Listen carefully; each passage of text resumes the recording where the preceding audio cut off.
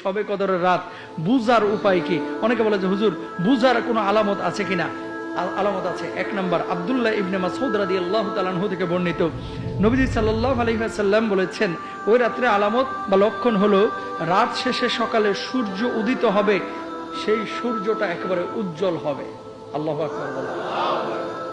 যে রাত্রে শবে কদর হবে এ রাত্রের পরে সূর্য অনেক সময়, আজকে কিন্তু আকাশ মেঘলা, খেয়াল করেন আজকে আকাশ কি মেঘলা, সূর্য কিন্তু উজ্জ্বল ভাবে আজকে উঠে নাই। সকালবেলায় যারা ঘুম থেকে উঠেছেন দেখেছেন। শবে কদর যে রাত্রে হয়ে যাবে এরপরে যে সূর্যটা উদিত হবে এই সূর্যটা থাকবে কি আলোক উজ্জ্বল, কি থাকবে? আলোক উজ্জ্বল থাকবে। কিন্তু সে সময়ে উদয়ের সময় তার কোনো তীব্র আলোক রশ্মি থাকবে না, অর্থাৎ দিনের তুলনায় কিছুটা নিষ্প্রভ হবে।